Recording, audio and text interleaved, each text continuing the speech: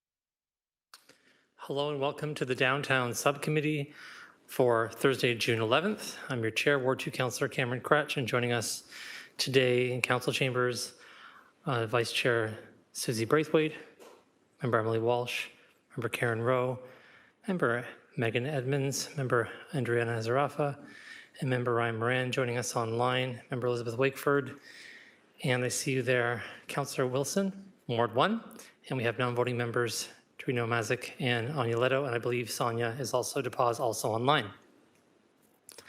We have a quorum for our meeting, so I'm going to call it to order at this time and get to our first item of business, which is the approval of the agenda. Can I have a mover and seconder to approve the agenda for today? Moved by Vice Chair Braithwaite, seconded by Member Rowe. Any questions, amendments, comments, or feelings about the agenda you want to share at this time? I'm not seeing any. So all those in favor by show of hands. Thank you, that's everybody. On to declarations of conflicts of interest. Does anybody have a conflict of interest they want to declare for today's meeting? Only applies to voting members. Nope. Okay, on to the adoption of the minutes of our previous meeting. Mover and seconder to adopt the previous meeting's minutes from April 9th. Moved by Member Walsh, seconded by Member Wakeford. Any questions, amendments, changes, or housekeeping things you want to note about the minutes of our previous meeting? Seeing none, all those in favor by show of hands. That's everyone. Thank you. That carries. We have two delegations for today's meeting. We'll start with those delegations now. And just as a reminder, before we begin our delegations, members are reminded that questions of the delegations are for clarification purposes and not for debate. So you're welcome to ask a delegate a question, and they're welcome to answer the question. But if it gets into debate territory, I'll ask you not to do that. For delegates, you have 5 minutes to complete your delegation. You will, depending on where you are, if you're in the room, you will hear a tone after 4 minutes, and you'll have an additional minute to finish up. If you get past 5 minutes, I'll just say, could you wrap up? And then you will. So we have delegations respecting report PW 26009A, which is about urban pest control information for Gore Park. And we have one delegation as A for Doris Clayton, who's virtual, and B for Allison Hanson, who's virtual. We'll start with Doris, and I'll ask if Doris is online. If you could turn your camera on, Doris, and you have 5 minutes whenever you're ready to go. Thank you, Councillor Kirch. And I would like to thank the subcommittee for giving me the opportunity to speak today. I will be sharing a personal story of how rodenticides affected my own family. Jasper joined us in January of 2020. He was around 6 months old, a rescued black lab mix from Northern Ontario. Whenever I was outside, he was my shadow, laying in the grass or sunning himself while I worked in the garden. A few months after Jasper joined us, I was in the backyard when I noticed what I thought was a green plastic toy. I didn't recognize it. I wondered how it could have got there, given that the entire yard was fully fenced and the gate was always kept locked. On closer inspection, I realized it was not a toy, but it was green dog poop. Confused, I wondered what could have caused it. A quick Google search made my blood run cold because it was rat poison. I immediately called my vet and told him what I had discovered, only to be informed that because of the COVID situation, they could not see Jasper, and they directed me to another clinic. I rushed him there and had to leave him at the front door as I was unable to enter during the shutdown. What seemed like hours later, I was told that Jasper had been given activated charcoal to clean out his system and had blood work done as well. He was sent home with a bottle of vitamin K to be administered daily to prevent excessive thinning of his blood. I was instructed not to let him run around in or outside the house and prevent him from jumping on furniture. Not an easy thing to do with a young, active dog, and I had to do this for a month. When Jasper was back home, I started investigating how this could have happened. The yard was completely fenced and always locked. How could rat poison have gotten in?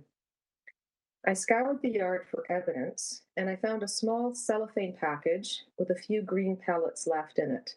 It was rat poison, something that can easily be purchased at hardware stores or online. I informed my neighbors, who also had dogs, to check their yards for it. One of them commented that another neighbor had recently put out rat poison. But when confronted, they assured me that what I had found was not what they had used, although they did say that it had disappeared from their yard. I strongly suspect that an animal such as a raccoon found that poison and brought it into my yard. Having no proof, there were no actions that I could take to hold anyone responsible for what had happened, including payment of the vet bill that ran well over $1,000. When a month had passed, Jasper returned to the vet for additional blood work. I was told he could go back to his active life, but it was forever changed.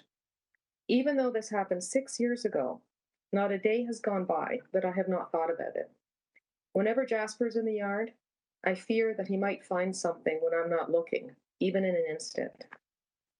No dog should ever have to go through what Jasper did, nor should any dog owner feel that their beloved pet is not safe in their own backyard. Now, I recognize that it is not in the jurisdiction of the City of Hamilton to prevent homeowners from purchasing and using rodenticides. However, I see this as an opportunity for the city to lead by example. By adopting alternative methods of pest control, the city is providing citizens with options other than rodenticides. I thank the subcommittee for examining these alternatives, and I hope that the proposed changes to pest control in Gore Park can be implemented as soon as possible. I thank you again. Thanks very much for your delegation. I don't see anyone with questions at this time. For you, thank you for sharing your story with us, and you can log off and watch the rest of the meeting on YouTube, and we'll go on to the next delegation. Thank you very much, Delegate Clayton. To that end, our next delegate is Allison Hanson, and who will also be joining us virtually. Allison, if you're there, could you turn your camera on? Hi there. Can everybody see me and hear me? I can see you and hear you clearly. You can start. Wonderful. And you've got 5 minutes. Go ahead. Okay, great. So good afternoon, members of the Downtown Subcommittee. My name is Allison Hanson. I'm speaking on behalf of Rodenticide Free Ontario in support of Hamilton-based advocates, including bird-friendly cities, Hamilton, Burlington, and others calling for an end to rodenticide use in Gore Park. We appreciate the subcommittee's recognition that rodenticides are not an effective rodent management solution and are pleased to see that public works staff are focused on reducing access to food, water, and shelter that may be sustaining rodent activity in Gore Park. If implemented consistently and maintained over time, these measures should reduce the need for additional interventions. I would, however, like to call your attention to concerning language in Staff Report PW 26009A, which describes rodenticides as typical and known to be one of the most effective methods of reducing a rat population. This framing is misleading. Rodenticides may kill individual animals, but they do not address the conditions that allow rodent populations to persist. They also pose serious risks to wildlife, companion animals, children, and the broader environment, and should not be normalized as an effective or acceptable response. For the same reason, we are concerned that the report presents carbon dioxide burrow treatments as the recommended next intervention if additional budget is approved. Lethal methods, whether poison-based or not, do not resolve the root causes of rodent activity. If food sources, waste, shelter, and access points remain available, the same conditions will continue to attract rodents over time. We respectfully ask the subcommittee to direct staff to amend the report's characterization of rodenticides and to ensure that future budget request prioritizes prevention first, non-toxic measures. As the level of government closest to community health, land use, and urban biodiversity, municipalities have both the authority and responsibility to prevent avoidable harm where current pest control practices fall short. Hamilton has an opportunity to lead by moving away from reactive, lethal approaches and towards strategies that address the conditions driving rodent activity in the first place. We respectfully urge the subcommittee to end the use of rodenticides in Gore Park and commit to humane prevention-based measures that protect wildlife, companion animals, children, and the ecosystem health. And just before I go, Doris's story, it's a little hard for me because I lost a dog to rodenticides, and this was a year after my sister's dog was poisoned as well. And these stories are just not uncommon. They happen all the time. So again, I thank you so much for the opportunity to speak today. Thank you very much. I see a question here from Councillor Maureen Wilson. Go ahead. Thank you, Allison, Delegate rather Hansen, for participating in our discussion. I'm sorry in case I missed it. I apologize. Are you able to share with us any urban places that you think are leading on this front? Any best practices out there that we should be looking at? Yeah, so more locally in Ontario, City of Pickering has led the way. And what they have done is adopted their own rodenticide-free policy. So they have stopped the use of all rodenticides on their municipal properties. And I believe they did this, now shame on me here, in 2023, and have maintained these measures with quite a bit of success. They are going to be expanding it a little bit further by also placing owl boxes in places where there's no rodenticide use. And I'd be more than happy to connect you or anybody here within the city of Hamilton to staff that helped move this forward. Thank you for that information. Appreciate it. You're welcome. Thanks very much again, Delegate Hansen. Just to let you know, this committee and no committee and council, we don't amend language in reports because staff are free to give us their recommendations, and especially if those recommendations do have, or any language impacts actual recommendations, of course, we can vote those recommendations up or down based on what we want to do, but we never amend their language in that manner simply because we want to make sure that they're free and unfettered to give their professional advice as they see fit.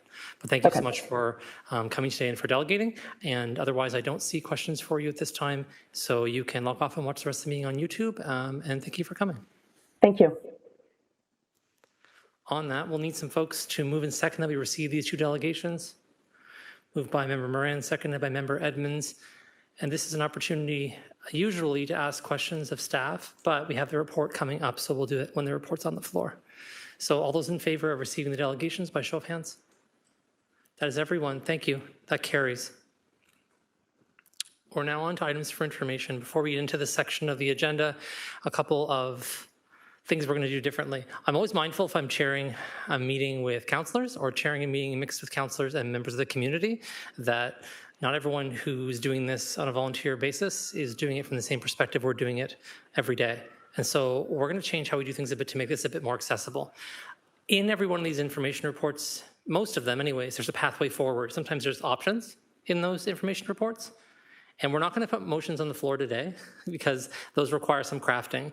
But at our August meeting, any of the outcomes from information reports that we see there and you want to bring forward a motion, that's a thing to do, to talk to staff, reach out to them directly.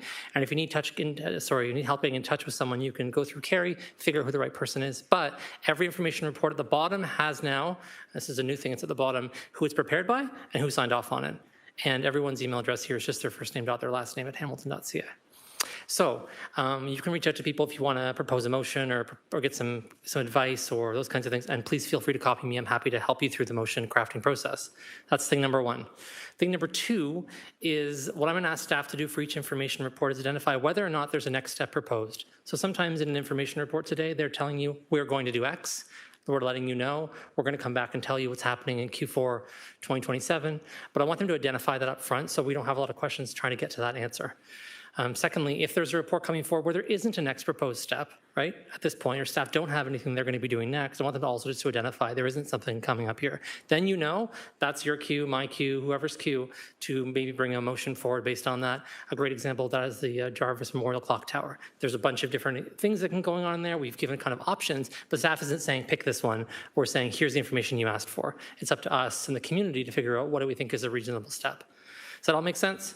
Okay, as we go through these, I'll stop at each one, get staff to do that before we get into questions and answers. First one, 7.1 PED 25226B, which means it's been back here more than once. Noise control bylaw and street performance. So first I need a mover and seconder to put the report on the floor. Moved by Member Moran, seconded by Member Sarafa. Now it's on the floor. Staff are here to available to answer questions. Before we do that, I just want to check in with staff first to see, as we're playing this game, are you saying in this information report what you'll be doing next and when you'll be coming back? Thank you, Councillor. My name is Dan Smith. I'm the Director of Licensing and Bylaw Services. So with this information report, what we're going to continue to do, based on the information that's provided within the report and the data that's been supplied, is continue to monitor some of the hotspots that we've identified, that have been identified through conversation in council, and do follow-up visits where operationally feasible at those locations. We will also continue to provide updated data at our annual, where we provide annual information on just data in general from our team, and that will be shared through our planning committee reports. Okay, any questions that people want to ask of Dan? I'm looking here, I see first member Walsh. Go ahead. Hi, thank you through the chair. I just wanted to check on the chart 2. Shows some numbers about different service requests and then how they followed through. And I see that there's 11 service requests and 8 were no violation marked. Can you explain what those typically look like? Are they not meeting the level of noise, or what's happening in those situations? Certainly, through the chair. I also have Supervisor of Operations and Enforcement Tamara Reed here to assist if there's anything additional to add. Typically, when an officer is going to investigate a issue related to noise, we will go and make an assessment of the violation based on the occurrence that has happened, the type of noise that's taking place, and ultimately a review from the point of reception of the location of the complaint. So if the officer is of the opinion that we do not have a noise that is deemed to be unreasonable or one that would be a disturbance to an inhabitant of the community, they would mark that as a non-violation and close the file. Perfect, thank you. Just to clarify, to make sure that you got the whole answer to your question, was that also in response to amplified noise or just in response to noises where it's about a decibel level? Because I'm sure there's just situations where people are not permitted to amplify anything, regardless of the decibel limit. So could you maybe clarify that point? Meaning, like, obviously, if you're amplifying noise and it's very, very loud and it's reaching a certain decibel limit, you might be using technology to measure the limit to determine whether the volume of the noise is the problem. However, there are some situations where people are required to have permits for having noise amplification at all. So in those situations, how do you judge between those situations and what goes on there? Certainly. So through the chair, if we are, sorry, I'm trying to think of the best way to answer that question. So there's definitions or some clarification within the bylaw about what an unreasonable noise would be. One of those would be music coming from a speaker or an amplification device. Just because somebody's using an amplification device doesn't mean it's a violation of the bylaw. It would be an assessment of the noise that is being emanated from there, or whether it is associated with an event or something where maybe a noise exemption permit's been issued. But it would just be the level of noise ultimately that we would be analyzing. I'll add myself to the speakers list. I've got a few more questions about that, but do you mind if I ask them now? Member Wakeford, I know you're next on the list. Do you mind if I ask them? Thanks. So my understanding, and I won't get too deeply into it, is there's a report that's out called the Bergman Report from Pride 2019, and there's a whole list of different recommendations about bylaws there, and there's an analysis of the City of Hamilton's bylaws and some discussion there about noise amplification in general and permits for noise amplification. So for instance, at that event, in 2018, I believe, not 2019, there were individuals who came and they had amplified sound and they were saying things and so on and so forth. And it was deemed at some point in that entire process that just having amplified sound in an area where there's a permit holder or it's city property and you don't have a permit to be doing that activity is in itself a problem. And you're saying, though it's not, you're saying it's only if that is unreasonable, which is news to me. I'm wanting to clarify that. Yep, through the chair. First, transparency, I'm not aware of that report. However, the way that we conduct our inspections now operationally based on our bylaw is that our officer would make their determination based on the level of noise that is occurring. An amplification of noise would certainly be considered as part of what we would think could be making an unreasonable noise or noise that would be a disturbance. But depending on the level of noise and the purpose of it, the officer may make their own evaluation of what the occurrence is actually happening and whether it's an unreasonable noise or not. Great. So I'm going to give you an example. I'm not asking you to make a bylaw call on the floor necessarily, but kind of. So a routine activity that occurs is amplification of noise on the corner of King and James in front of Jackson Square. And it's often people who like to give us a message about something. And the message they want to give us is quite loud. And you can hear it from several blocks away in every direction. At what point is that considered a violation and then not considered a violation? Because I think that I'm curious to understand some of these statistics in the context of, frankly, maybe the bylaw needs to be changed to say that you need a permit to use amplification on city property, period. When if you don't have one, you can't do it. And again, that was my understanding based on other reports that were out in the past. But how is that determination made?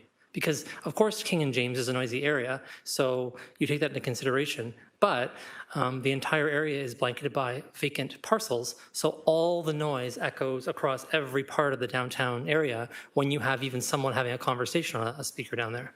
You can hear it up 9 floors. So I'm trying to understand how officers are making those determinations, and are they saying basically, yeah, 100% of the time when you're down there doing that, it's going to be a problem, or is this left up to people's judgment as to what they consider to be allowed? Through the chair. So ultimately, it's officer discretion. The officer would be assessing the situation and making a determination if they felt the noise was unreasonable or was disturbing one of the inhabitants of the community. They would do that based on their assessment of the situation at hand at the location, plus potentially a point of reception where the complaint is coming from. But in short, it's officer discretion. Okay, last question for me. So what's the best way to deal with this, in your opinion? Because I do think it's a problem. It's a gap. It doesn't matter if you're getting a complaint from somebody on the 8th story of the building every time, right? It could be just someone who's in the proximity of the area who knows about it. Full transparency, I've called in many times about this because I happen to be walking downtown a lot and encounter it and I say, what's going on? So I'm just asking, like, is there a remedy here for, like, what's the remedy asking you to come back and report back on this to get a sense of what might be changed in the bylaw with respect to amplified noise or how to improve that or what? I'm trying to understand that. Through the chair, I mean, it would be at committee's discretion if they wish us to look at the bylaw to see if there's improvements that can be made. I will say that we do use best practices, and the majority of municipalities that I'm aware of do use the same type of evaluation of noise as we do.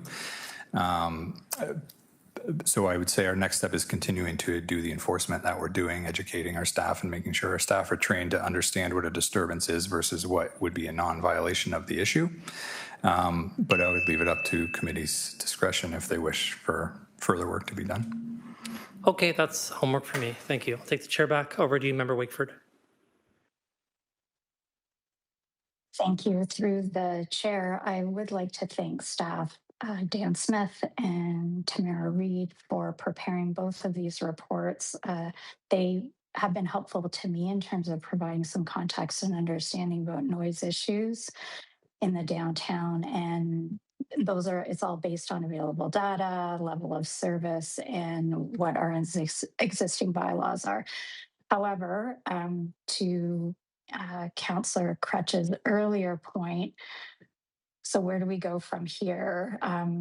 Even though I heard earlier from staff member Dan Smith that we would be continuing to monitor hotspots and data would be updated, there are still outstanding issues, mostly around religious groups using amplified sound in the downtown core. I think there's sort of the missing piece around street performance and what we may hear back from tourism and culture about that. But where do we go from here? Because there are still issues, and I'm perhaps the chair and I could work on a motion for an upcoming meeting as to what we might recommend. Sounds good. I don't think there was a question in there, just homework for you and I. And so I'll copy you on my email. Apart from that, I don't see other questions on this report at this time. So at this point, we'll go move to receive the report. All those in favor of receiving this report? Okay, that's everybody, and that report is received. We'll now move from this report on to PED 26113 Hamilton Night Guides Pilot Project. Can I have a mover and seconder to put this report on the floor? Moved by Member Walsh, seconded by Vice Chair Braithwaite. This was a chance for us to have a little bit more of an in-depth reporting back on this, and so we have that information before us. Does anyone have questions? I don't think anything's being proposed here. I'm just going to look over to staff. This isn't something we're proposing something, but I'll turn it to Lisa Abbott for more information on that first. Thank you. Lisa Abbott, Director of Culture and Tourism. So there are no recommendations coming out of this. This report is an information report to give you more information on the pilot that was run. Okay, does anyone have any more questions on the pilot that was run?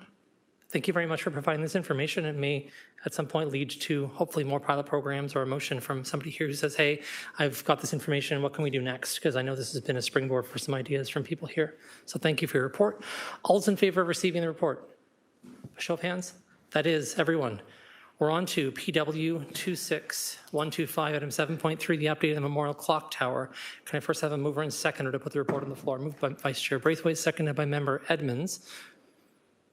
I'll turn to staff briefly to see if they could comment on, again, if they're proposing anything in this report or not. Yep. Thank you, through the chair. Again, Lisa Abbott, Tourism and Culture Director.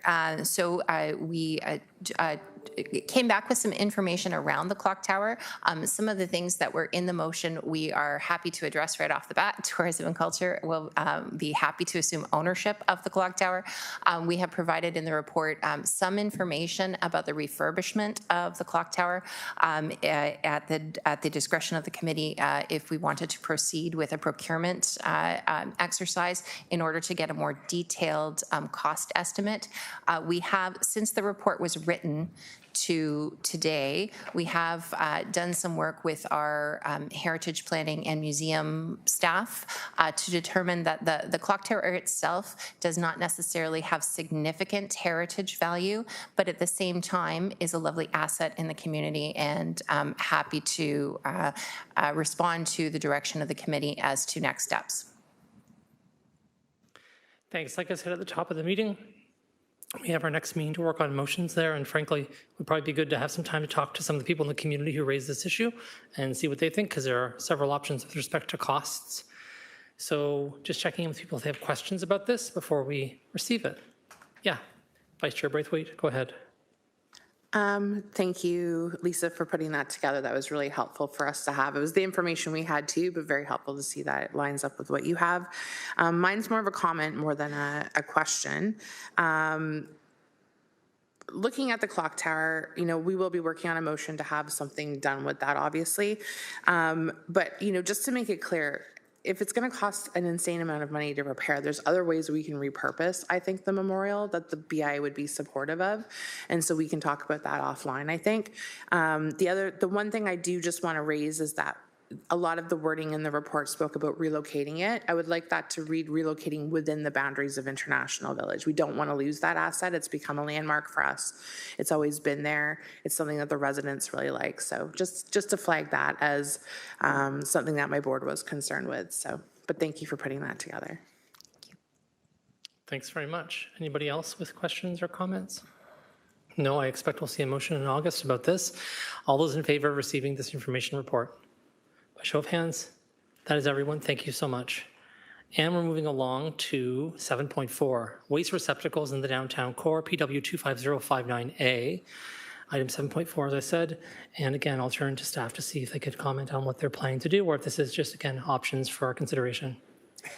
Hi, everybody. Cynthia Graham, Director of Environmental Services. So this report was in response to a request for additional information and ideas and options of how we can do waste receptacles in parks in the downtown area differently. So the report is just a series of information. Staff went and thought through what some different options could be, looked at costs and implications for how frequently the different receptacles would have to be emptied based on capacity and anticipated use. And the information is there for consideration. We do not have a recommendation one way or the other. Thanks very much. I don't see other people adding themselves at this time, so I'll go ahead with a few questions and comments about this. When I looked at the report, I saw the various options there, and some seem more costly than others. One was about repurposing the steel drums by painting them a different color and putting a logo on them. Of course, it doesn't address the key issue that most people are complaining about, is that they're used for dumping.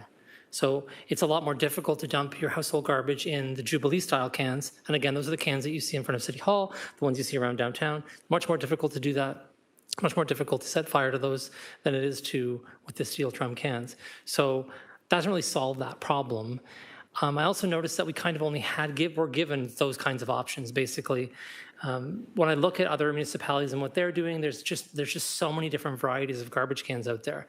There's some that are housed together with recycling and garbage in the same one, whereas here with the Jubilee style, you have to have a waste container, and then you have to have a separate recycling container. And we have a few of those downtown, notably King and James in front of City Hall. There's a couple others, but not very many. And I'm assuming, this is my question, that the cost would double if we wanted to add recycling in some places. So if there were key areas where we wanted recycling, if we wanted a Jubilee container and the cost of a Jubilee container, it would simply be just to double that cost if we wanted to have a recycling container beside it.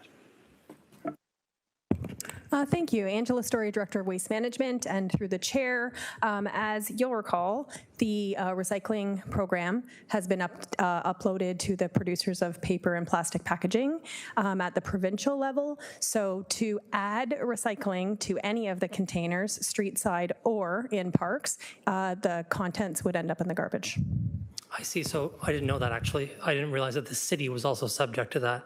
Is that because we're considered non-residential? And so are you saying, which is, I guess, interesting news, and I'm sure will generate some conversation and discussion in the community now that you've said it out loud, is that all recycling that's currently collected through city recycling bins is going into waste? Through the chair, except for non-eligible sources. So from this perspective, we don't have GFL, our contractor, that is contracted to pick up the businesses, the daycares, the special events, the city facilities. So those are still being recycled under the program that we're under right now. But the parks recycling and street side litter containers was originally included in the regulation. Whatever we had at a certain point of time, they would continue, and then they removed it from the regulation through an amendment. So to simplify this, the one in front of City Hall, yes. The one in a park, no. The one by a street side, no. So are we removing those by the street side then so that we're not creating that confusion for people? Because I feel like I recycled in one recently. Through the chair, yes. In fact, because we are asked for so many new Jubilee containers in different locations, it makes some sense once we get to the end of our current inventory to repurpose those ones. Okay, thank you. That's helpful to know. So my question for you then about this is with respect to costs. We're just looking at what the City of Hamilton's already contracted to do. So the costs are associated already with just either the steel bins that we have, those metal, I believe we have metal containers. I think they're in Durand Park, and there's some on City Hall property, the fluted containers, and then there's the Jubilee containers. And that's the three options that we have before us because that's what we're already tendered and contracted with services to provide. Is that right? Through the chair, when staff took a look at sort of what the options might be, they seemed to provide a range of aesthetics and efficiency and using material that we already have and that our staff are set up to be able to facilitate the emptying for. As you mentioned, there's lots of different designs of containers. Essentially, the message in the information, though, is the smaller the container, the more often it has to be emptied. And the more maneuvering of the equipment that staff have to do to get the container to empty it, the longer it takes, and therefore it costs more. So I think essentially that's the message of the report. If there's other designs that would be of interest to take a look at, certainly we can cost those out. We felt that this provided a range to be able to start that conversation. Okay, just a brief comment from me to say that it's helpful to know this. It's good to know what the province's limitations are with respect to recycling and why some things aren't being collected. My comment is that, yeah, we need to get these replacements to happen. I realize there's a bit of a high price tag on that, but part of downtown revitalization, part of supporting people in parks is making sure that we have garbage cans that are better than the simple steel drum. Not just from an attractiveness perspective, because I think, again, you can wrap those and make them look as nice as you want. And that's obviously a nice option. It's a cheap option, but it's not going to stop the problem of people dumping in them and them not being as secure, because, of course, the other garbage cans are much more secure. And I realize it'll have staffing implications in terms of having more staff required to be able to empty them more frequently, but that's the reality of a changing downtown. I was recently in Stratford, Ontario, and noticed they had a similar system there with the steel drums there, and some other cities do it. But again, it didn't look good. They're dinged up. You have to replace them when they get dinged up, and I don't think it's a look that people feel inspired about when they're downtown, right? So I'll be moving a motion at some point with respect to this report. Just notice about that. Next up, Anya Leto, member, go ahead.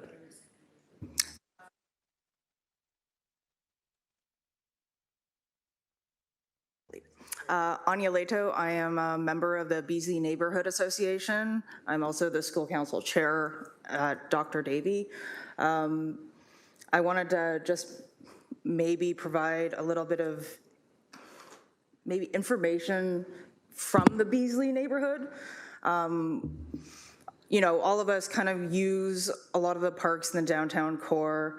I find that, the two parks in our area that are kind of the main pass-throughs would be John and Rebecca Park and Beasley Park.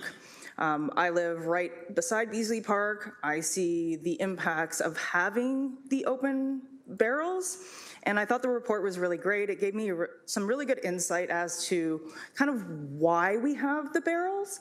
My concerns with continuing to use the barrels are that you listed the mobility of the barrels as being a benefit. What we find in the parks downtown is those barrels grow legs and walk. And we have a lot of difficulty also keeping them in areas where people are actually using them. So a lot of the times they end up in the middle of the playground, they end up along fences, they end up being tipped over, all the garbage is blown out. So we would hope that if there is a decision to change the bins, that the bins are ones that are not open top, are not the huge barrels, something that stops garbage from being picked up, something that stops garbage from being blown out.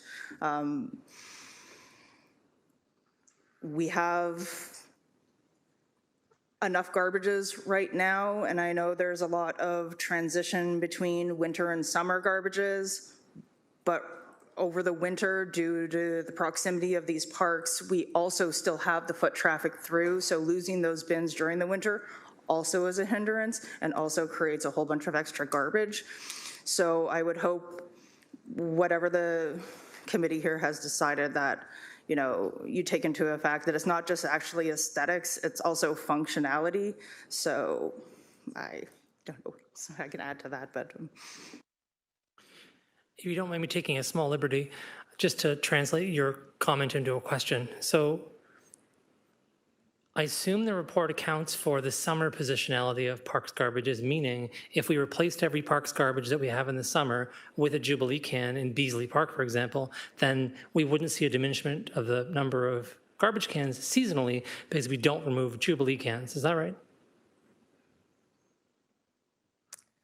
Through the chair, if there was a transition from the park barrels to the Jubilees, we still probably would need to remove some of the locations similar to how we do in winter, because our staff complement goes down significantly in the winter.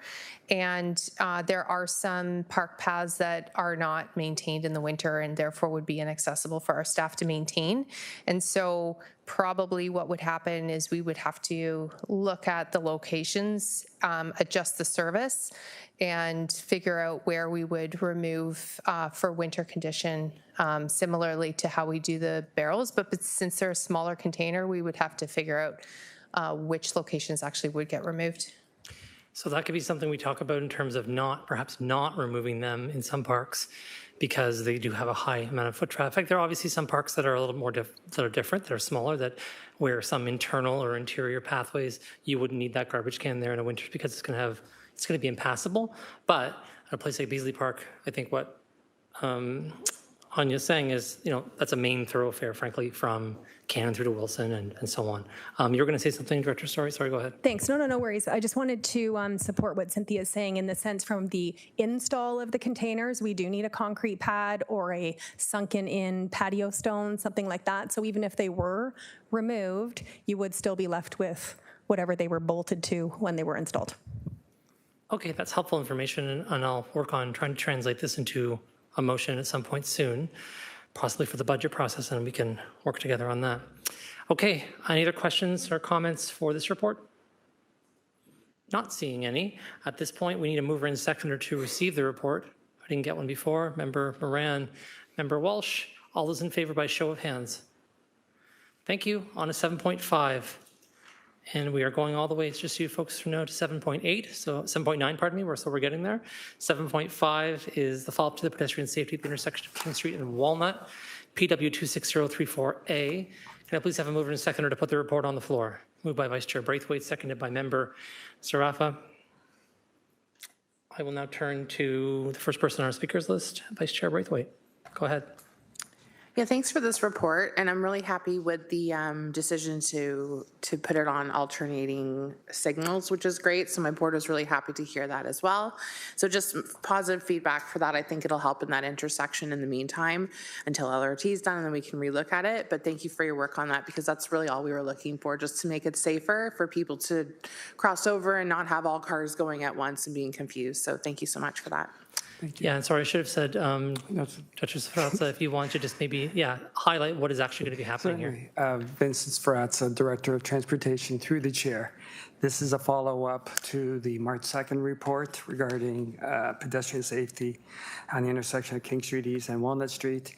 And this memo provides a bit more implementation details around the installation of the split phase traffic signals, which we say in the report will happen between now and July. So it'll happen this summer. Great. I don't see other folks on this list to speak to this item. All those in favor of receiving this report? By show of hands. That's everybody. Thank you so much. That carries. On to 7.6 PW 26035. And this is pertaining to the work plan for improving infrastructure around BIAs on King Street. And I'll first turn to Director Sferrazza for a brief overview, please, of where you're recommending or not recommending something happen here. Thank you. So once again, Vince Sferrazza, Director of Transportation, through the chair.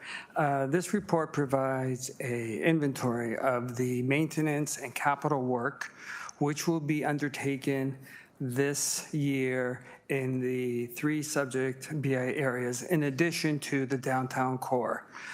So there's a table that provides a description of all the work that will happen throughout this year, irregardless of the upcoming LRT construction work. In addition, it also provides details on a new process that we must now follow as a result of the LRT installation, where any planned capital work will have to be submitted to Metrolinx and the LRT group for approval. Now, in our conversations with them, they've informed us that that process should not take very long and would hopefully be favorable on most occasions. But any planned capital work will now have to be subject to this approval process as a result of the LRT work that has started. Thanks. I'm not seeing anyone join quickly. Oh, I see someone now. I'll wait. First up is Vice Chair Braithwaite. Yeah, thanks again for this report. And I do understand that Metrolinx needs to be brought into it. I guess where the frustration lies is that we've been waiting for these repairs for years and years. And, you know, LRT was originally supposed to happen, I don't even know how many years ago now, I've lost track. So we're hearing from our members that they're literally watching seniors fall and trip and hurt themselves on the sidewalks at this point in time. So if there's anything that can be done to escalate it, I would ask that that be done. I think at this point, waiting around for LRT to happen when there has been no strong timelines given to us is just putting more people at risk. And I'm very concerned with the state of things. There's some areas of our BIA that are fine, but there's a large chunk of our area that's heavily trafficked that definitely needs some remediation and needs done fast. So I would just reiterate that it is a safety concern at this point in time, and it should be dealt with as that. So thank you. Member Walsh, you're next. Thank you. Through the chair, specifically looking at the Appendix B, and as you mentioned, a lot of what's noted there is appears to be routine maintenance that was already planned, and a lot of it doesn't appear to be along King Street itself. So I was curious what in the report was actually initiated or accelerated based on the motion put forward. Through the chair, so some of the work is capital base. It is not just maintenance, it is work that we had planned. So some of the sidewalk replacement work that we identified, for instance, along Hess Street, that is work that we will be doing that is capital based. It's not regular maintenance work. In addition to that, we do identify some repairs to the pavers and sidewalks along James Street as well. Now, I'd also just want to say that any work that is related to safety, we would appreciate that be brought to our attention because that is something that will not be subject to an LRT review for a permit. So that is something that we could initiate very quickly.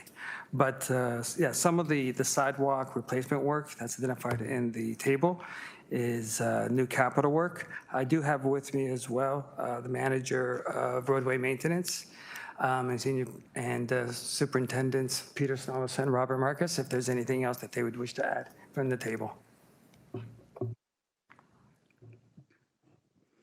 Okay, I also have another question. Sorry, did someone want to follow up? Sure, Bob Marks, Superintendent of Roadway Maintenance. Just to add on to what Vince was saying there, we've escalated some of the concerns in the Hess Street Village area, and we're planning on completing quite a few sidewalk repairs through that area. We have taken an inventory of issues along King Street, so we will be sending crews through to make sure it's safe for the time being, and if there's any permanent repairs that we can complete at this time, then we'll look at doing that as well. Okay, thank you. I think one of the frustrations is that we specifically noted things like the flower beds along King Street where there is permanent repairs needed, and then the report here just says that those aren't going to be taken care of. So that's a little frustrating to hear. But I was also just curious about the sidewalk repairs. What goes into deciding whether or not a sidewalk's replaced versus just patched with the asphalt? Because we're getting to a point downtown where we're seeing sculptural work being done with the asphalt there to mold these pieces that are entirely missing instead of replacing them itself. So can you talk to how that decision is made? Certainly, I'll start and then I'll turn it over to Peter Snellis. The asphalt repairs are usually installed as a temporary measure to deal with the immediate safety issue, the trip hazard. So when you see asphalt applied, it's because we do have a service level that we have to comply with in terms of addressing the safety issue within that timeline. So that's where you see the asphalt applied. Then with respect to then the ultimate replacement of the sidewalk, again, it's based on a scheduling basis, how much planned work, capital budget that's available to us, and also, again, if there's a imminent safety need for that. But I'll turn it over to Peter Snellis if there's anything further. Good afternoon, Peter Snellis, Manager of Roadway Maintenance. Through the chair, just building on what Vince did say, so there is a provincial regulation that requires us to inspect sidewalks once every 16 months. There is a threshold in terms of a trip hazard or safety issue that when we are aware of that issue, whether it's through our inspection or whether that's through a reported issue through the city line, we do repair it within 14 days, and a temporary repair could be asphalt, it could be grinding, as Vince alluded to there. In terms of the long-term repairs, we do have a dedicated budget of, I believe, $1.2 million for sidewalk repairs around the entire city, so that is split up amongst the various wards around the city, and we replace them when they get to the end of their life cycle. As a follow-up to that, do you know if those schedules account for the increased usage and density downtown? Through the chair, they do not currently. This is completely an asset-based analysis at this time. However, that has been brought up through our team, and this is under consideration and has been in discussion over the past year. Okay, perfect. All I just have to say is that I think we just didn't quite hit the mark with this one. I think we had asked for a costed and fully fleshed out work plan for improving the assets along King Street that are not being improved due to LRT, and I just don't think we really got that here, so I wouldn't feel comfortable removing it from the OBL quite yet. Thanks. I'll take back the chair, and I'm going to speak now, I guess, because no other speakers. Yeah, I'm just going to shed some light on some of this from my perspective as the Ward 2 councillor, because I've been involved in these discussions for a long time. And staff have helped put some financial information together for me so I can give you a sense of the scope and scale of this problem. When I first took office, there was maybe $80-something thousand allocated of the $1.2 million to Ward 2 based on the kilometer length of sidewalks here, which I was pretty annoyed by because it didn't take into consideration at that time the asset condition in terms of use, like how heavily are these sidewalks being used. So through some advocacy internally and through the budget process, that was increased. So now at one point we were getting $140,000, $250,000 from the $1.2 million being allocated to Ward 2 because of the use. Then I also have $180,000 given to me every year again through the budget process is something called minor maintenance money. So combine that together, right? And you see we have about $320,000 to spend every year here. But that amount of $144,000 at its peak has gone down since then because we've managed to improve some of the sidewalks downtown. Stay with me here. So in this term of council, I've invested in total from the sources available to me more than $2.5 million on sidewalks downtown. So it means the sidewalk assets in downtown are much better than they were. And with this kind of investment going forward, probably for a few more years, we'll be able to eventually catch up to a point of where the city's service standards are. But because before this period of time, about $50,000 was over the whole previous term was invested in sidewalks, period. That was it. And so there's been backlogs for years and years in terms of no advanced maintenance being done and then the situation occurring. So this massive investment this time around has been about trying to correct that wrong. But then what it's done has reduced the overall portion that were allotted from the city because sidewalks are in better repair. So I have a big problem with that. I also have a problem with the fact that even though you've asked for an equity analysis on this and I've asked for it in public 10 times now, I still can't get one to happen. And so hopefully with next year's budget, there's finally a mandate for equity analysis in the budget that we might actually start looking at downtown and ask ourselves, wait a minute, if the majority of people are walking on these sidewalks, if these sidewalks have the most use, if the most seniors with disabilities need to use these sidewalks, and so on and so forth, that we actually start treating them differently and start looking at them differently. I'll put a period there and say, and King Street has always been an exception until recently. So internal policy, I was told this by staff, was that basically the LRT corridor was off the list, off the limits, out of limits, because it was going to be replaced anyways when LRT came. So why would we throw good money away and have to replace those assets again if we're just going to be doing it in another 5 years? Well, that 5 years, of course, turned from 5 to 15. And so people now are understandably upset because early works have begun for LRT, meaning that we have no sense of when this portion of the corridor, which LRT themselves and Metrolinx themselves called the most difficult to do portion of the corridor on the entire 14 kilometers, right? Which means I doubt it's coming to happen on day one. They're probably going to want to look at other portions of the corridor that are less challenging, work on those and see what our conditions in Hamilton are before they approach the most challenging section. But who knows? So my problem with all of this is that, yeah, I think we need to get the costs. So I know you said you'd done, Bob had said he'd done an analysis of on King Street where the deficiencies were, but I haven't seen the costs for that. And I think this committee should see the costs of that. So I think that's something I'd be asking for to come back to this committee at our August meeting are what are the costs to repair sidewalks on King Street? And secondly, what are the costs to shave and pave the section from Wellington through to Queen? And the reason why I say that is because that's the section of these three BIAs on King. Hess, International, Downtown BIA, that's the section that, that's the basis of this motion, are those three BIAs. And I know we did shave and pave of, I want to remember this, James to Bay, right? We did that last year, but we didn't do the rest of it. And so I recognize that we're not going to tear the whole roadway up and reconstruct the roadway when we're having a reconstruct the roadway party at some point in the future through LRT. But getting the roadway into a condition where it's somewhat drivable, and again, looks like a place anyone would want to be, and addressing those asphalt repairs, because I hear your point, Vince, which is like, well, usually we try to get to the asphalt repairs quickly. You went for a walk with me on Main Street and King Street, and we identified some old asphalt that is certainly not within our service standards. Now, Main Street two-way conversion is going to take care of some of these things, and that's really great. But for King Street, we're still left in a situation where I'll tell you, seniors have literally fallen and broken hips on sections of the sidewalk that are not in good repair. For those who've walked on James Street North lately, you'll see we took all the concrete away. We made sure the trees were protected. We put it back in the right way. We did it in a way so it was level, because there were problems with the shifting and lilting because of all the tree branches and so on. So King Street needs the same treatment. There's that section right in the International Village that's just famously by the Jarvis parking lot, between that Jarvis parking lot and Wellington on that side, where it's just like, best of luck as you try navigating this. And many, many seniors use that area. So I just want to flag that I do think we need to know the costs of repairing all the sidewalks on King Street, the costs of doing that repaving work in the area.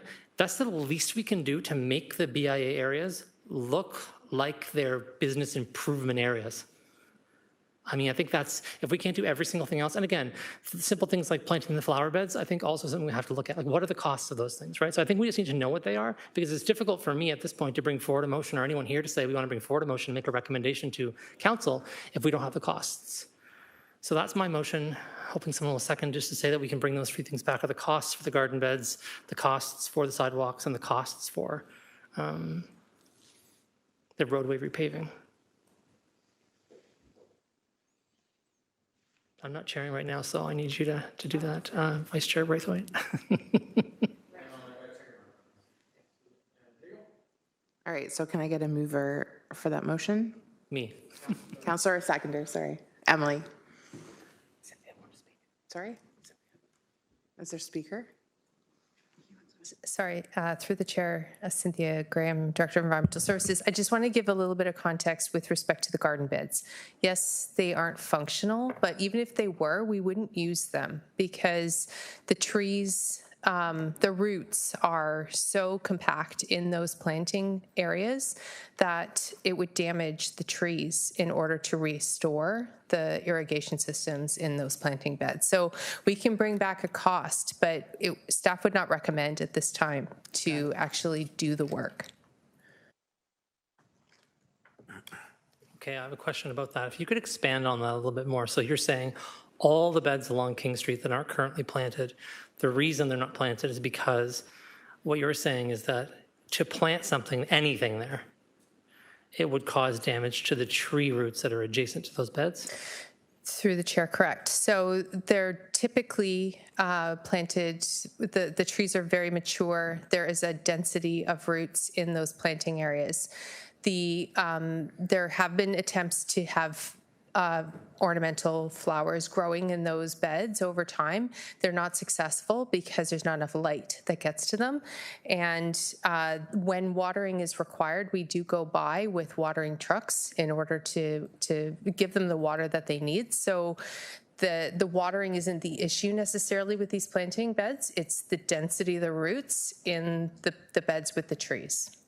All right, maybe we can take that up offline and talk to you about what other uses could be happening with those beds, because right now there are beds with dirt in them, and that looks terrible, right? So like if you can't put something in them that's a certain thing, maybe it's mosses, maybe it's like, I don't know, I'm not a plant expert, but maybe there's some way to have installations in those beds. And so maybe that's part of our report back, is what is possible there, considering that maybe the types of plants we typically plant in those beds won't be suitable. What other type of thing could be suitable for these beds? Could you report on that? Because I think that's what I think people are asking for, is just to understand what else could be done with those beds. Through the chair, I will ask my very creative team to come back with some options. Okay, thank you. So I think we have that. I'll let Susie get the vote on that. Oh, my thing's on. Okay, can we have a vote to receive the report, please? All in favor? Okay, it's carried. What motion? Oh, sorry. Can I get it all in favor of the motion? carried. Sorry, it's been a crazy 2 weeks for me. I'm slightly brain dead. It's okay. I do this for a living. It's fine. Thank you very much. So the report's been received and that motion's been approved, so it'll come back. I'm hoping it can come back. Yeah. Director Sarraza? Through the chair, while we certainly can report back on the cost analysis, I don't know if the motion identified a date, but we respectfully request that we report back to the October 15th Downtown Subcommittee, in light of the fact of timelines, getting to clerks and to all the approvers. Sure, that sounds fine, and we'll just make that retroactive amendment. Thank you for catching that. Thank you. Forgot to include a timeline. And now we're on to 7.7, information regarding the Wellington Park Fountain, PW 26043. This is truly an information report, I believe. I don't think there's any action items in here, but I'll look over in case there are. Through the chair, Cynthia Graham, Director of Environmental Services. All the actions that would have been done are already done. My understanding is the fountain is functional and was part of the work plan this year, so we're happy to provide the information. Thank you so much. Mover and seconder to put the report on the floor. Vice Chair Braithwaite, Member Moran, all those in favor, a show of hands, receiving it. Thank you, that's carried. 7.8, PW 26064, Main Street Renewal and Redesign Project Update. Can I first have a mover and a seconder to put the report on the floor? Moved by Member Moran, and then seconded by Member Zrafa.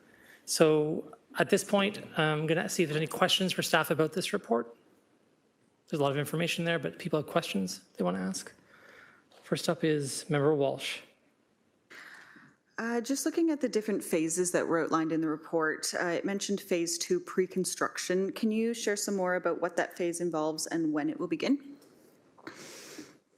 Yes, Brian Hollingworth, Director of Engineering Services for Public Works.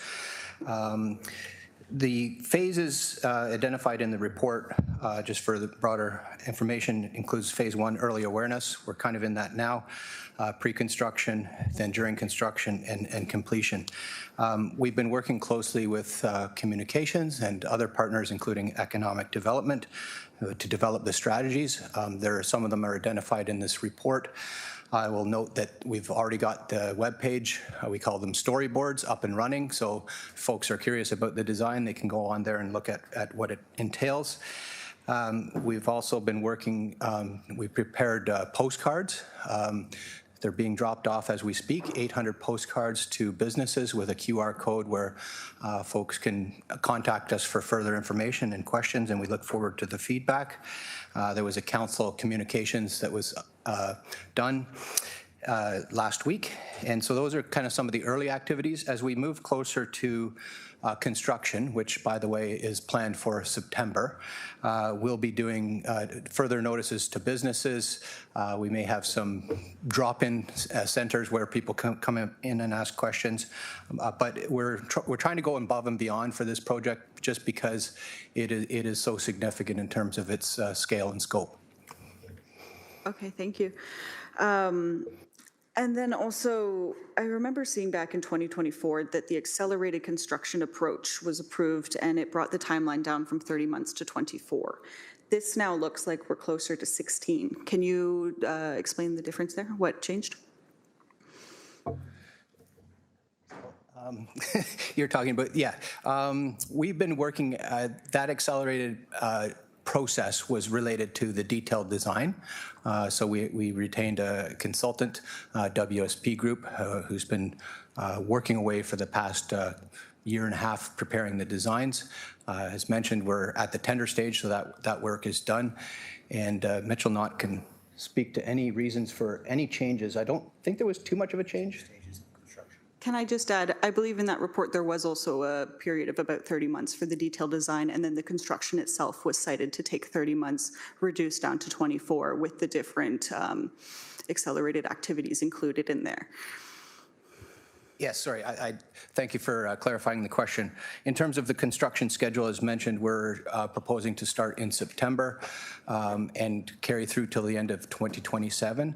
I should describe the different phases of construction, the different activities, because it's not a full-blown building phase to building phase road reconstruction. Essentially, the first phase will be repairing all of the curb ramps and updating them to meet modern AODA standards, replacing some of the broken and degraded curbs along the sidewalks. We're also replacing a lot of the underground traffic signal infrastructure, which is decades old. So modernizing that, so that will involve ripping up the road. And then there's the resurfacing itself, which is probably going to go very quickly, but it'll go in stages. So that's our broad timelines. Further information will be provided once we are closer to the tender stage. Okay, I do appreciate all the information in the report. I appreciate the webpage going up on economic development. I do just think that we really do need to get moving on getting people notified on this, even with the water main relining. I know as a BIA, we were given under a week notice that that was going to be happening on Main Street. And so I just want to highlight that I really think we need some firm dates, some solid engagement going on in the next 4 to 6 months before construction actually begins. Thank you. Through the chair, if I may just comment, and thank you very much for raising the water main lining. That's the project that folks see out there that's happening right now. It's upgrading the local water main service to, it'll last hopefully decades. We decided to do that in advance of the resurfacing because we didn't want to come along 5 years later and rip up the road. So thanks for raising that. We recognize that it has caused a lot of impacts to the traveling public. Thanks very much. Now I'm on to Member Moran. Yeah, thank you. So the report does talk about a business-focused mitigation approach. Hi. So the report does talk about a business-focused mitigation approach. Are there more details on what specific supports will be in place or introduced to support businesses during that time? Yeah, one of the first things is early communication so that businesses can start planning around things and know what's going to happen when. And a lot of that is included in the story maps on the website, so people can kind of look at it and say, okay, here's how I'm impacted. We're also looking at some enhanced signage, similar to some of the things that were done on Locke Street to let people know that businesses are open. I should also note that we don't expect to fully close the road at any point. Even through the resurfacing, we'll do 2 lanes, come through with shave and pave, and transit will still be moving through the corridor. So I think the biggest impacts will be just on navigating through the construction site. Parking impacts, of course, will be another impact.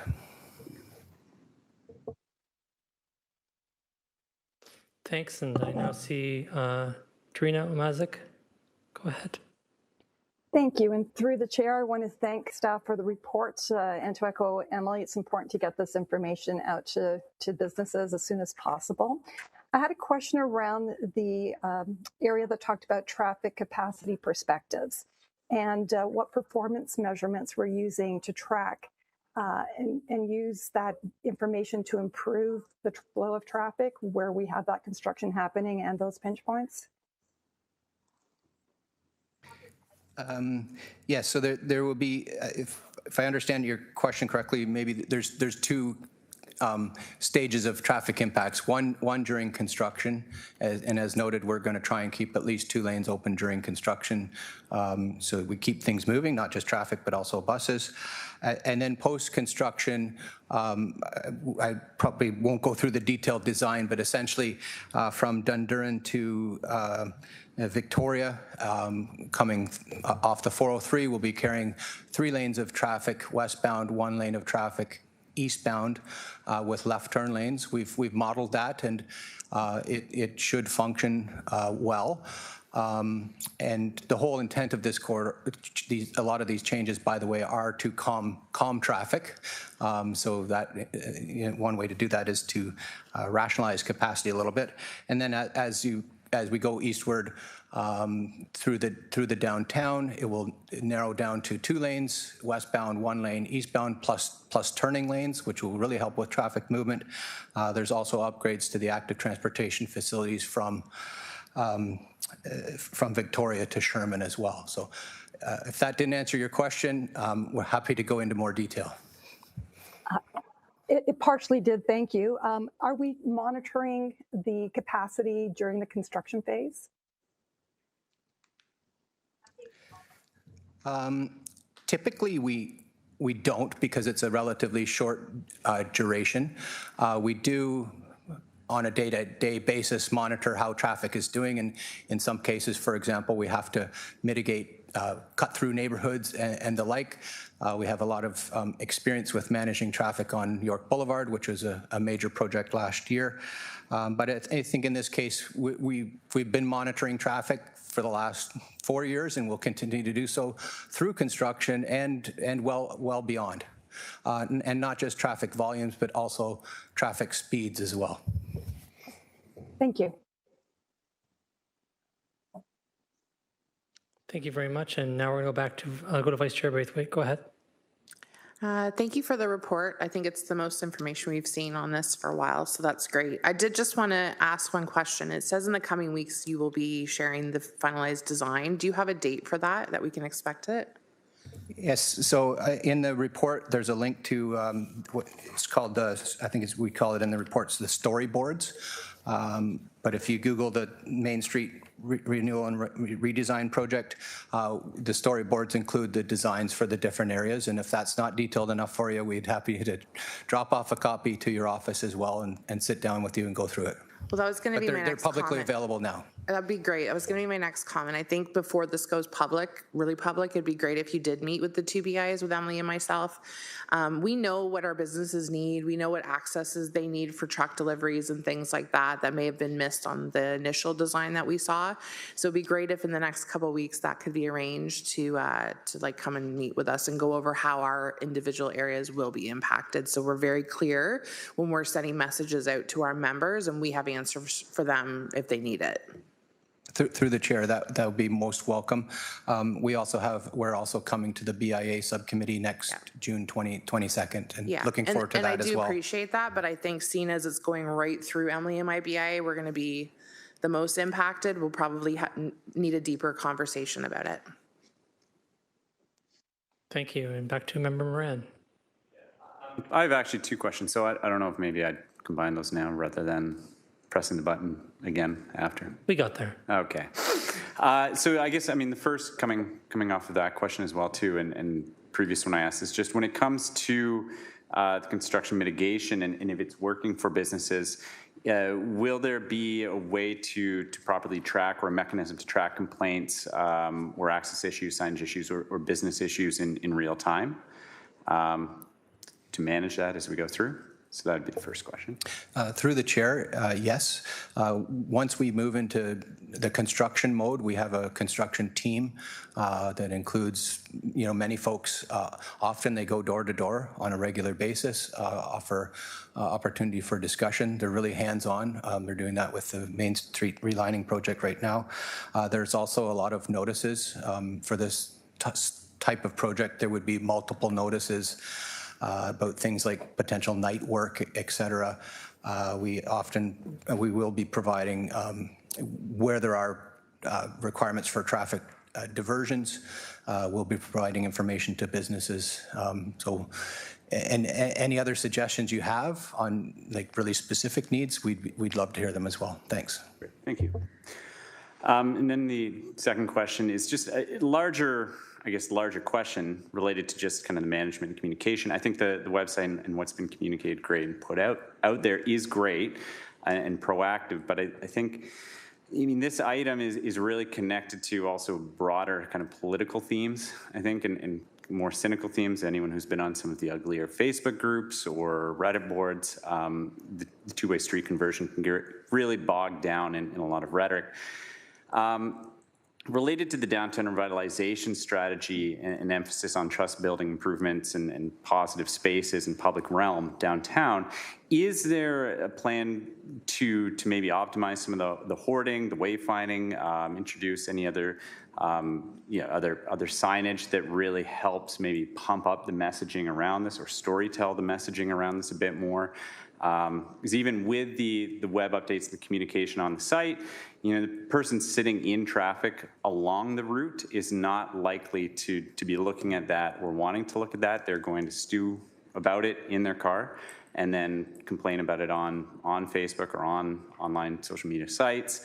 So it's sort of like, how do we control the messaging around this? I should say I'm a big supporter of this and really excited about it. It's psychotic, but I'm thrilled to be sitting in traffic in the urban environment and in downtown because it's a good sign. But yeah, I guess how do we control the narrative a bit more to kind of reinforce the positive nature of what's being done here?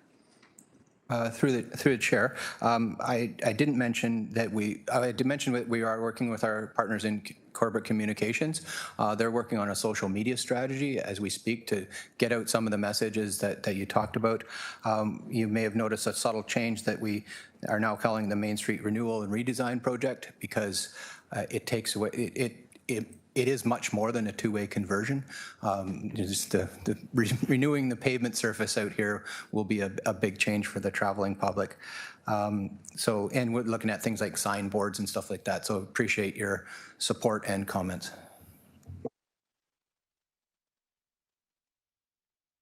And I see now we're back to Member Walsh. Sorry, just as a follow-up on Susie's question about the detailed design drawings, are those the ones that we saw from 2023, or are they the ones that were finished in 2025 that are now posted to the storyboard? I just missed the first part of your question. The detailed design drawings that you were just saying were posted to the storyboard, are those the ones from the 2023 engagement sessions, or are those the ones that were finished in 2025? Those are our public-facing designs. They're updated from the 2023 drawings. The configuration is very similar to what was shown in 2023. Those drawings you see on the storyboards are kind of intended to help the public view it a little bit easier. Behind those we have hundreds of pages of detailed design drawings, which we'd be happy to share, but they're not suitable for the public. Okay, I just noted that seeing on the website, a lot of the design drawings do say that a lot of things are subject to change and might be updated, kind of a thing. So I don't know that we can take that much information from them reliably. I should follow up with you just to make sure you're looking at the most updated version. So if you look at the storyboards, those are the current designs and not really subject to much change at this point. The older 2023 drawings may still be out there on a website, and thank you for raising that. We'll try and look into that. Okay, thanks. Okay, thank you very much. I'll just make a couple of comments and turn the chair over to Vice Chair Braithwaite.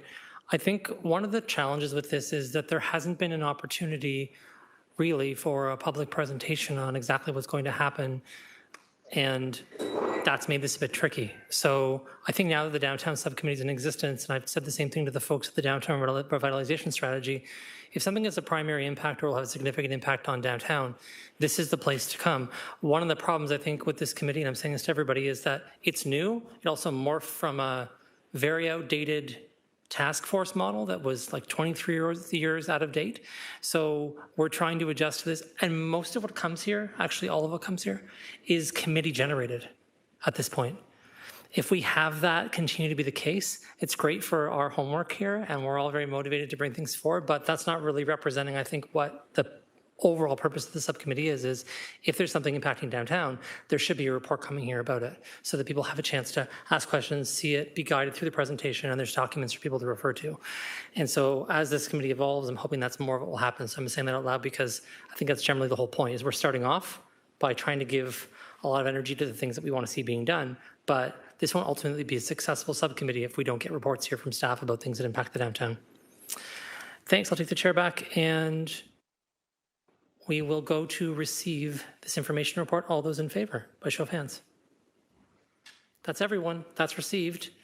And we have one more in terms of information reports, and then we're on to recommendation reports, just so you have a sense of what's ahead. And there are 4 recommendation reports. This last one here is 7.9 PED 26018B, ensuring pedestrian access to Jackson Street West and McNabb Street South in Ward 2. Can I have a mover and seconder to put the report on the floor? Moved by Member Walsh, seconded by Member Edmonds. Any questions from the committee about this? Member Walsh, go ahead. Yeah, so through the chair, I really appreciate the efforts that are going in over there. It has definitely made a big difference. But what I do still see is that despite 122 trespass notices and over 200 staff hours, the sidewalks are still blocked. So I'm just wondering, that's a lot of city resources that seem to be going towards managing a really, really small population over there. So at what point are we saying that they're not listening and change our tactics? Through the chair, good questions. So the information that you have in front of you is very early information in the change that we made in the enhanced enforcement of the work that we're doing over there. We do still have a number of issues related to risk and related to reoccurrence that we're trying to manage. And that's part of what we're doing with this program, is to really understand what the staffing and resourcing impacts are, where it's successful, where we still need further work to be done, where we need more resources potentially. And that's what the follow-up report will be associated with this series of reports right now back to GIC at the next meeting, or at the next report will be through GIC. But we're always actively trying to understand what the issues are at that location. And I'd say through further investigation there, we will make changes. However, what we're seeing early is that we're having a little bit more success in more quickly gaining compliance at the location. We're really struggling with maintaining consistency of compliance, specifically in the evening hours or weekends. During the days, during the weeks, we're definitely seeing improvement for sure. Mondays, we're taking a little bit more time because we're seeing some establishment of sidewalk blockages from weekend work, or from the weekends. But as our team is there, as we know in the report, 3 times a day, Monday through Friday, we are seeing definitely some improvements, but it's not at a place where we're satisfied that we're getting compliance regularly. For sure. So that leads into my next question about the compliance. Is it notes about an 80%, or that compliance has improved to 80%, but can you clarify what that compliance means? Does it just mean leaving in the moment? Are we tracking if returns are happening? Through the chair, it does mean in the moment is when the officers are on site and they're making verbal requests or issuing orders for individuals to cease the obstruction of sidewalk. So that's what that would reference, is the compliance that we're gaining at time. We are definitely recording information about reoccurrences. We're getting a lot of support from the Hamilton Police Service associated with presence at the location. We've been successful having just our municipal law enforcement officers handle a number of these issues without the police support. However, when we've asked for police support, they've been there 100% of the time we've requested. But yeah, we're still working through a number of things there, but the compliance is, as I said, mentioned at the time. Yeah, that's great. Well, I just want to say again, thank you. It's been a big improvement over there already, and excited to see more. Thank you very much. And I'll pass the chair to Vice Chair Braithwaite. So this report seems to indicate what the problem is, but it seems not to offer a solution. And I'll just say from my perspective, there's a lot of frustration in the community, and I would say just for myself, about the ability to deliver a really clear response on this. What the report says without saying it is, but if we had staff on the evenings and weekends, we'd be able to maintain the stuff we do during the week, which would give us a better success. So there's no recommendation coming forward saying we need staff on evenings and weekends to do this work. We have 24-hour security at City Hall. We have 24-hour security at Whitehorn. But the public is being asked to, I guess, shrug their shoulders in disbelief that we can't manage the situation. How can we explain to the public why we can't, why we're not recommending doing this more? Our bylaws say we should be able to allow pedestrians to use sidewalks, but we're not able to maintain the bylaws to say that pedestrians can use sidewalks. The reason I guess I'm so frustrated is because this is not the only situation or place this is happening downtown. And everyone's coming to me asking, so like, I don't get it. You're saying we literally can't use the sidewalk in our city. And I'm saying, yeah, that's the answer I'm being given. Because people are at work usually during the times you're doing these enforcement. When people want to use the sidewalk most is when they commute to work, when they commute back from work, and when they're out in the community enjoying themselves. That's mostly the evenings and weekends. So I'm asking you, when are we going to get a clear path to this? And also, why aren't you making a recommendation to simply say, this won't work unless we improve our staffing levels in this area? Or do you need me to make that motion? So I'm just being blunt about it. Yeah, through the chair. I certainly agree with a lot of the points that you're making there.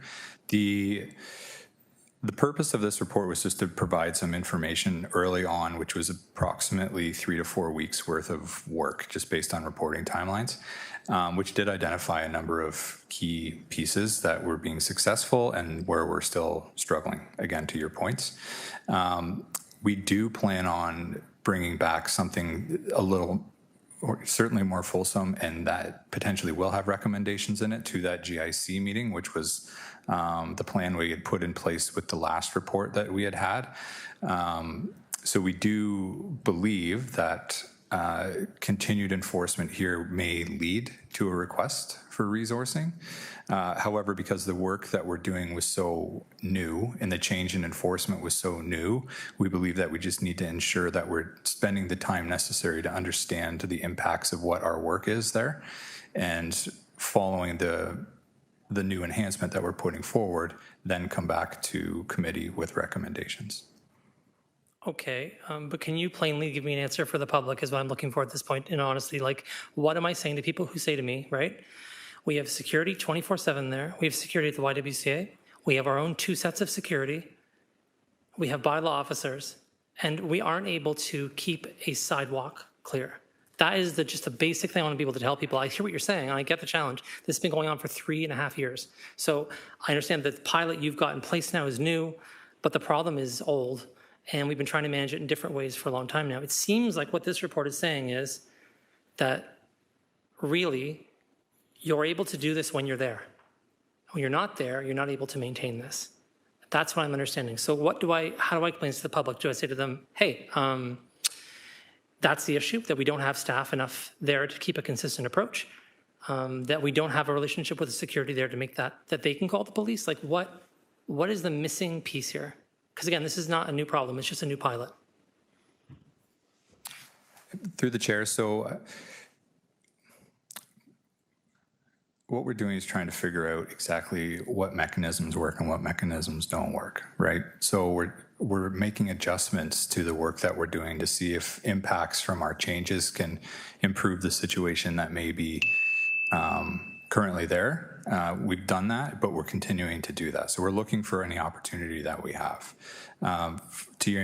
To speak to the public specifically is that, yes, we are able to better maintain it during the hours of our presence, and certainly we can't maintain it during the hours that we are not there.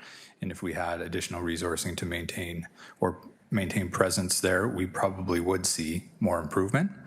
A solution and complete clearance, it's hard to say just because of the situation. It's very complex. And there's more than just obstructions of sidewalks occurring at the location.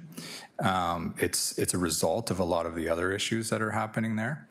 And we're continuing to look for opportunity. There are security at City Hall, there are security at Whitehorn. However, they are limited in some of the enforcement opportunities and authorities they have outside of the properties that they're currently maintained or contracted to enforce. But we do work with them, and we do have information that is being collected from them related to work that they're doing to assist us where possible, and the reporting that they're making to Hamilton Police Service, which they are doing, as well as to our team. So if I summarize what you're saying, yes, having people there in the evenings and weekends would fill a gap of some kind, is what you're saying. Because I'm trying to get that just clearly on the record.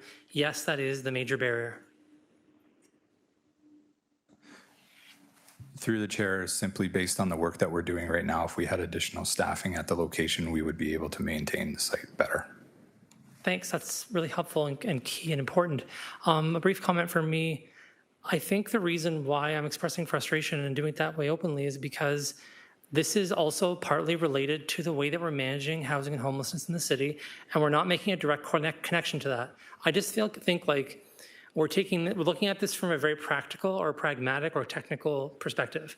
And I get that, and that makes sense. And that's your job, frankly, as you work in a very technical landscape. But these are people. And, we're talking about a situation where we have conflicting groups of people. People who want to be able to walk down the sidewalk without having to walk into the roadway. Makes sense. It's not very safe to walk into the roadway. This is really a prevalent issue on James Street North, specifically because that area of the roadway is much more dangerous than this area of the roadway. But there are other places in the city like York Boulevard, other kinds of spaces where if there's not an ability to walk on the sidewalk and people are having to go in areas because they live downtown, they're going to have to go onto the roadway. And we're telling pedestrians that is what you must do. You must go onto the roadway with your child in a stroller in order to walk around your neighborhood where you live in. And nobody else would put up with this in any part of the city. I'm telling you, if this was happening right now in downtown Ancaster, this would be an outrage. I'm just telling you that that's the truth of the matter.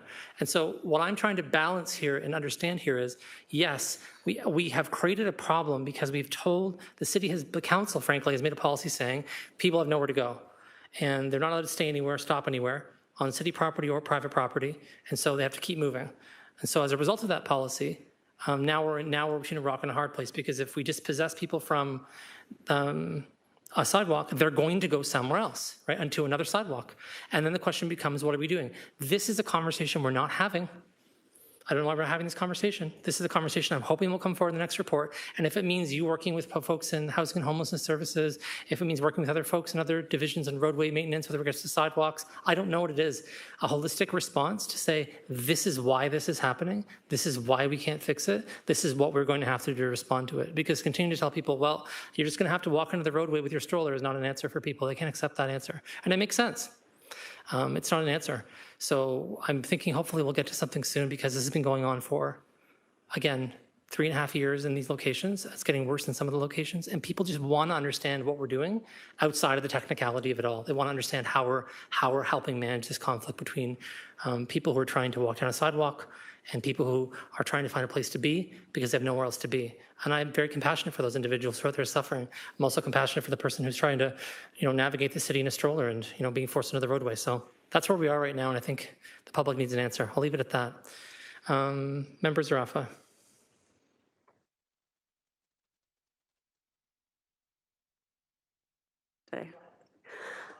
You addressed one of my questions, which is that the report states that when a cleanup happens, that other areas surrounding are just flooded, like bike lanes and other sidewalks. So my question was going to be about that, but you addressed it. So I guess my question is, and if I'm not allowed to ask, that's okay. What does a cleanup look like? What is the verbiage used with the residents when they're asked to leave? Are they given alternate areas to go to or places where they are able to be, or are they just simply asked not to be where they are currently? Through the chair, so when we're at the site, our municipal law enforcement officers are at the site, so we are strictly at the moment looking at what the bylaw violation is, and that would be a violation of our streets bylaw associated with obstruction of a sidewalk. We'd be verbally issuing them an order to remove the obstruction, and that's generally goods that they have there or their belongings, and we would expect that they do so within a set time frame, and it's with this specific location immediately that takes place. If they don't, a trespass notice formally is issued to them. If they don't adhere to that, then we look for the assistance of the Hamilton Police Service, and then once they have removed from the obstruction from the area, then we would have the support from the parks team to come and do cleanups of the location. Thanks very much. So on this report, I'm just gonna give me a second to go back. It's our last information report. We have a mover and seconder already. All those in favor of receiving this report? That's everyone. Thank you. I just want to pause briefly to say thanks to staff for getting all these reports back on time. So this has been a new committee process for everybody. As those of you who were on this committee from day one know, when we first started here, we didn't have this many wonderful staff members here to talk to get questions answered from. It was usually a couple of people that came, and it was very we'll ask you a question on the microphone. We hope someone in the room can answer the question.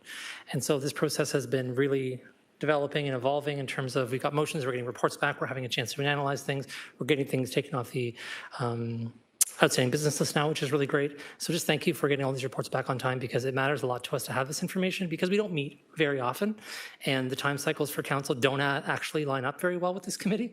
So it ends up meaning that we're caught between 2 and 4 months when we're able to get information. And so getting it back like this is really helpful, allows us to actually bring forward motions at the next meeting. And so thank you on behalf of everybody here. I know everyone appreciates it very much. Items for consideration.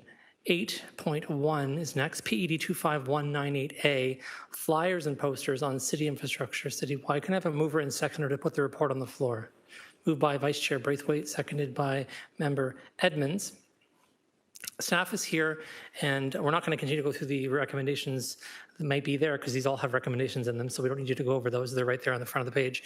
Any questions for staff about this and the recommendations that are in the report? Vice Chair Braithwaite, go ahead. Mine's just more of a comment. So I'm really happy to see this taking place again, which was exactly what I wanted to see when I brought this up. So we did see success with the pilot program years and years ago with this. So just wanted to thank staff for putting that back on the floor, because I think it's important that we do, as a part of cleanliness in downtown, keep those like adhesive glue posters off, and we'll be able to tackle those now. So we really appreciate the work done on this for sure. Thank you. Not seeing other speakers, the recommendations are before us. We have a mover and a seconder. All those by show of hands in favor of the recommendations. That's everyone. Thank you. So we're now moving on to our next report here, which is improvement in lighting of fountain at Gore Park, PW 26008, and just item 8.2. And can I have a mover and a seconder to put this report on the floor? Moved by Member Walsh. I'll second this one, since I think that's how we did it on the motion. And I did have a question I'm going to ask. It's not seeing anybody else on the list, so I'll hand the chair over to you, Vice Chair Braithwaite. So I think this is a good report. It seems like we've got some plans here to add things to the next budget. My only concern is we were hoping for winter lighting last year, and what you're proposing is winter lighting in 2028. And so is there a way we can accelerate that somehow? Does that just mean that it's an area rating question? Is it something we don't have in our budget to do? Because I think that at this point, wanting it for 2025 and then getting it in 2028 just feels hard. So could you answer that? Yeah, through the chair, Cynthia Graham, Director of Environmental Services. The challenge that we have with a lot of our programs is we just aren't funded for extra things. And so as staff, recommending it for a budget consideration to be implemented in a future year was the mechanism we had. I understand that the Wi-Fi is being installed soon, which would help with the connectivity required for the lighting. So if there was an alternative funding source, it's possible that it could be installed sooner than 2028. Okay, because I mean, technically it would be installed maybe 2027, but the point is like it would be active in sort of the 2027, 2028 holiday season is more so what I meant. But yeah, I can maybe work with Emily offline and we can talk about bringing a motion forward about this to see if we can find an alternate funding source for it so we can get expedited and then maybe bring something back to the August meeting. My only point in this report that I wanted to bring up is something I think that just isn't quite the experience that downtowners have or the experience I've had. And so I really want to focus in on it because I think it does require a bit of a report back on this one item. So I don't want to take this off the OBL quite yet for a portion of it, because it says here the fountain system is generally functioning as designed, with sufficient pressure from existing equipment and no immediate need for mechanical upgrades. I would challenge that statement. I would say that on the very, very vast majority of days, it is not functioning at the standard. At least one, if not three of the, I don't know what they're technically called, but little spigots that shoot the fountain water up can't achieve fountain water maximums, and they sort of sadly sputter. And this doesn't look very nice. So I'm one, and that I can visually, that's been going on since my entire time in Hamilton. So we can fix those, but it would require us doing something else, is my understanding. But could you maybe report back on the costs of that and what it would require to do that and keep it up to that level? Through the chair, if I may, can I please invite Manager Rory Doucette to provide some context and information about why staff believe that it's functioning as intended, and with the additional cleaning should see improved performance. The alternative is we rip out the fountain and completely reconstruct it. So our hope is that the increased maintenance will ensure that the things that are functioning can continue to function and that we won't see the degradation in performance. But Rory is far more educated on that than I am, so I'm going to hand it over to him. Okay, if it's magically a cleaning thing, that's fine with me. I'm just saying that currently it's just not getting there. Yeah, Rory. Thank you, Cynthia. Rory Doucette, Manager of Parks, through you, Chair. So I met with the city's contractor who handles our plumbing. We've tested the pumps, we've tested the pressures, and everything is operating as it should. The area that was lacking, I think, is the cleaning and the chlorination. So right now, staff just dump chlorine into the fountain, and it's not really done on a consistent basis. That would help keep it like, think of a functioning pool. And that's where in the recommendation here for the 12,500 would be an increased cleaning plus adding a chlorinator to the actual system itself that doesn't exist now. And we feel that these will help keep the fountain cleaner, which the problem that we have now is the jets, as the councillor was referencing, are very sensitive. So pine needles, let's say, so garbage gets in their leaves, it gums up the system. So the additional cleaning plus the chlorination should help improve the function. And that's why we reference it as a trial. If we can make these changes to C, it may avoid the expensive, invasive, bigger fix, which we wouldn't rule out.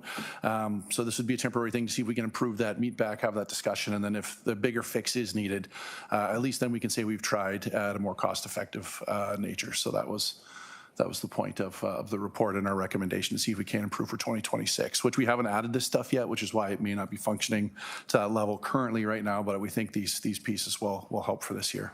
Okay, great. Let's get it off the OBL. But the question is, when will the report be coming back? Because it doesn't detail that in here. So I don't want to leave this in a weird spot where we don't know when the report back on the pilot will come. Through the chair, I hadn't added a report back to this committee with the results of the pilot. What I had done was include a recommendation to direct staff to include the budget ask. But we can do a report back to this committee. I would suggest, I don't know if there was an October meeting, if there would be a December meeting, that would probably be the appropriate time so that we have the full season's worth of data, and then we can come back with the information about whether it was successful and what our recommendations are, and that would align with the budget process as well. Can I just confirm with the legislative coordinator, I think there's a November meeting? I don't remember if there's a December one or not. There's a December meeting scheduled. That's nice. So December meeting it is. And if it's friendly to you, you could add that as number 4, and they're just saying that you'll report back on the pilot program into the December meeting. Is that okay? Through the chair, that's fine. Just so we know how it went and if there's anything else we need to do or plan for. Through the chair, that's perfect. Thank you. Thank you. And so on that, I'll turn to Member Walsh. Thank you.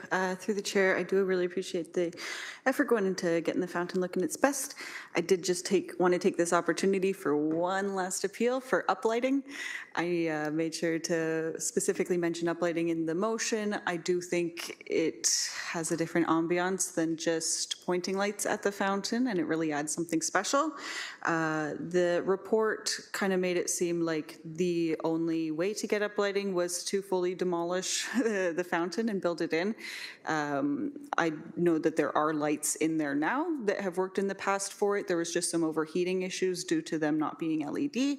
So I was just wanting to confirm that you have looked into retrofitting those and that is truly not a viable option here.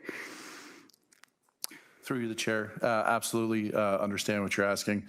The lighting that's in those casings now is LED, and it is overheating still when there's no water in the fountain. So that system's been designed to keep those lights at a certain temperature when it's operational.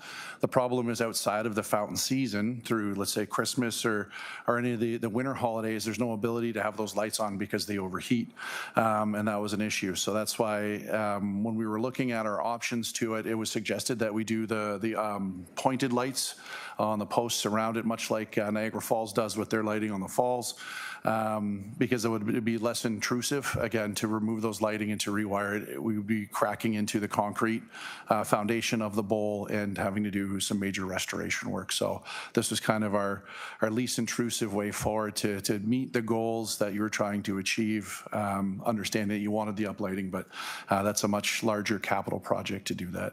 For sure. I appreciate you double checking. Thank you. Okay, I don't see further questions here.